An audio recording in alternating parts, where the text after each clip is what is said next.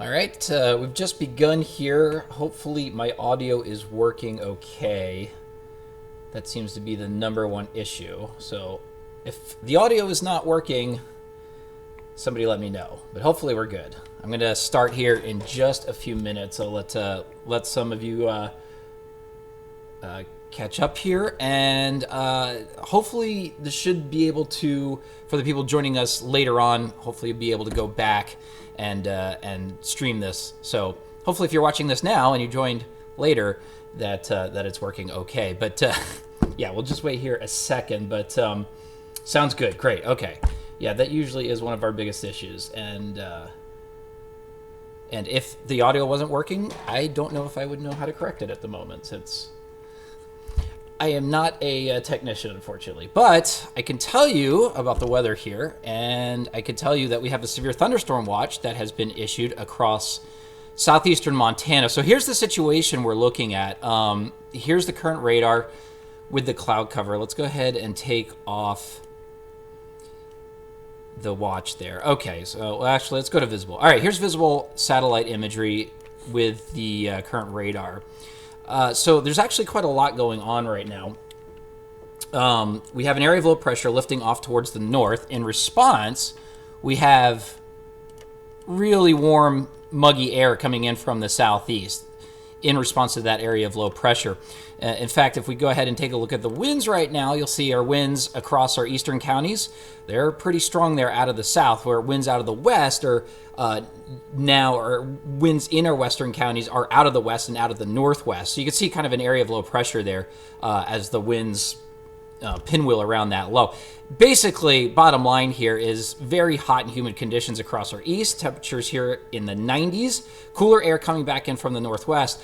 But not only is it hot across our eastern counties, we also have a lot of moisture in the air. I mean, look at these dew points, up to like 70 degrees back off towards the southwest. So you go outside, it feels like more like Kansas or Oklahoma in a way than North Dakota. Doesn't usually get this hot and muggy here.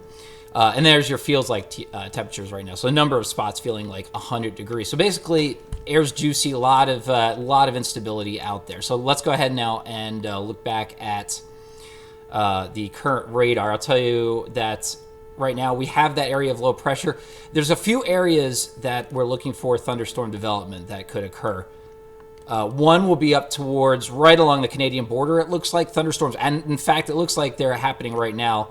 Up towards Saskatchewan. You could probably see the storms if you're up in like Divide County or so. You probably see those storms off towards your north. Pretty intense storms actually in southeastern Saskatchewan. Those are moving off towards the northeast, but you can see this boundary back off towards the south, a cumulus field developing just east of Estevan and almost back to west into the Stanley area there. There could be some more storm development right along this area. Some of the models were hinting at that. Although it looks like the boundary pretty much stops there at US 2, and it might move off in towards Canada before anything triggers from it. The other thought was that there could be storms forming back off towards the southeast here, southeastern parts of our area, so down towards Emmons County, James River Valley. That would be along a cold front, and actually, if we look at it, you can see the cumulus field now developing right on time here. Cumulus field now developing across central South Dakota. There could be thunderstorm development right along that cumulus field here that makes its way in towards Emmons and the Emmons County, southern James River Valley, Logan, McIntosh counties. So that's the second area. The third area, and perhaps what is the highest concern for us right now, is going to be any storm that forms off the Bighorn Mountains. And data, and I'm going to show you this in just a second, the convective models, basically the models that are showing us what's going to be happening over the next few hours, they insist on bringing these big storms, big supercell storms in towards western North Dakota. Heck, let's actually go ahead. We'll show you right now. And in fact, this is the HER model, the high resolution rapid refresh. So it refreshes every hour. But this is basically what it's showing here. So here's our cold front. And you can see that we have those storms across the southwest, big time supercells that these storms are forming. And you can also see some of the storms there in southeastern parts of our area, so the James River Valley. I wish I had my pointer here. I don't have anything to point with. So you'll just unfortunately have to follow along with what I'm saying. But yeah, the main concern are the supercells back off towards the southwest. So places like Dickinson and stuff. That is the main concern right now across our southwest. And then as this model shows, perhaps actually moving in towards the Bismarck area. You can see this is midnight tonight.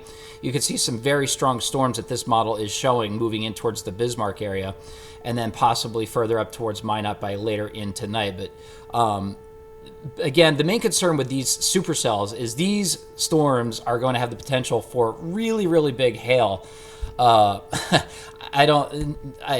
probably not too many people know my story. I was down in Belfouche about a week ago, and I know exactly what baseball size hail will do to a car, and this will have the potential for baseball size hail that will damage your car significantly. That's the type of hail we're talking about. Also significant wind gusts. So right now, the latest data does suggest in southwest North Dakota could be the threat by later this evening, so 7, 8, 9, 10 o'clock. Maybe in towards the Bismarck area by midnight. Could be a late night for us. We'll take a look at the Storm Prediction Center's outlook here, and then I can answer some questions as well that you guys might have. Here is the risk for today. It is a slight risk, again, across all of southeastern Montana and much of our area. Now, the funny thing is you can see Bismarck showing in that marginal risk. However, that newest data I showed you, that was just one model, but that newest data from the high resolution rapid refresh, the HER model, did show storms moving in towards Bismarck. And I think there could be a chance for severe storms here in Bismarck later on tonight. But don't let that, basically all of our area is under the gun. Now, going into tomorrow, yeah, we get to do it all over again here. Our entire area is highlighted for a slight risk for severe weather tomorrow. So it could be a long night tonight, could be a long night again tomorrow night. We could be at a couple of rounds of this. Okay, so looking at a little more detail. Now, the tornado risk is low.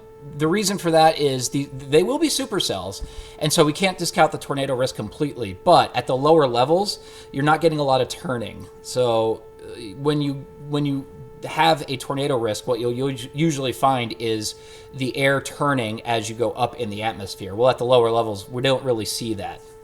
So it kind of precludes a bit of a tornado risk. Although, again, it's you can't completely discount it, and so we will watch. The hail, again, the hail could be the biggest threat, and I think baseball size will be a potential with any supercells that develop, especially if these storms form like the models are showing, and they remain intense supercells all the way off the Bighorn Mountains in towards southwestern North Dakota by later this evening.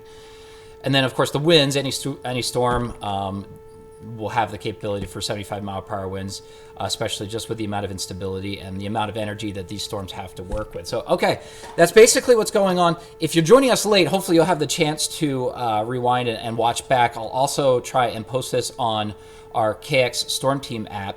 You should download it because it does give you warnings. It'll give you, it'll track where you are too. So wherever you are, if it knows there's a warning in your area, it'll immediately notify you. That's how I get my alerts, and it's a pretty useful tool. But yeah, I will take questions here if anyone has them.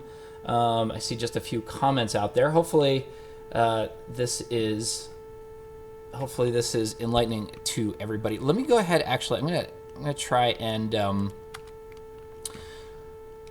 while I have everyone on here, I'm going to show you one more time the timing of these storms. Now, this is the high resolution rapid refresh, and you can see those storms coming out of southwestern North Dakota, the biggest concern, in towards potentially south central and central North Dakota by late tonight.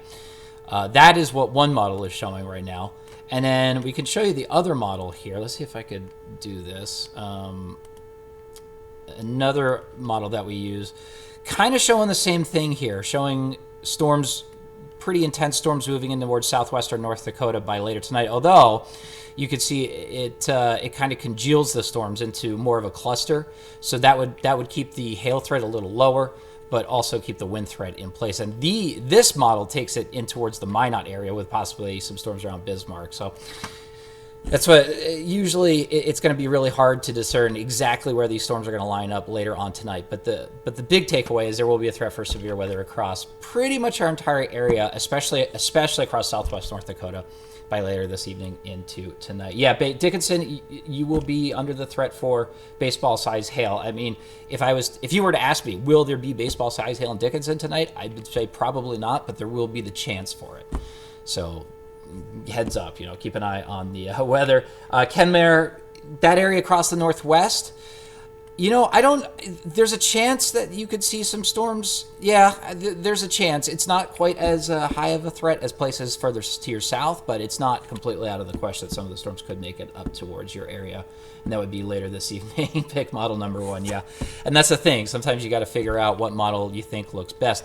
Let's go back to the current radar. And another thing you have to do is look at the two models and say, okay, well, which model is currently capturing the conditions as they are right now? That's kind of hard to tell right now because they both seem to be onto it. But yeah, you look at the storms outside of Billings here. Here's the Bighorn Mountains, by the way. These are the mountains that the models are suggesting storms are going to fire off of here in the next few hours and then just move into southwest North Dakota. So we're going to be watching. That's our spot that we're going to be watching. We'll also, of course, have our eye on this Q field developing here in South Dakota. That could potentially affect Emmons County in the southern James River Valley. And then across northwestern North Dakota, I think that the strongest storms you can see are now going to stay north of the international border. Pretty area, though, up towards eastern Saskatchewan. What is that? Carlisle? Where do I want to say that area is? What's that city? I'll zoom in here. Oh, Yorkton. Yorkton's a pretty town up there. I definitely like Saskatchewan. Anyway, the storm. Let's going on a tangent here. The strongest storms right now are up in Saskatchewan, and then we'll be watching the Bighorns. Hail from Minot, possibly. Yes, that would be later on tonight. Beulah, same deal. Later on this evening, there will be a potential for some very large hail.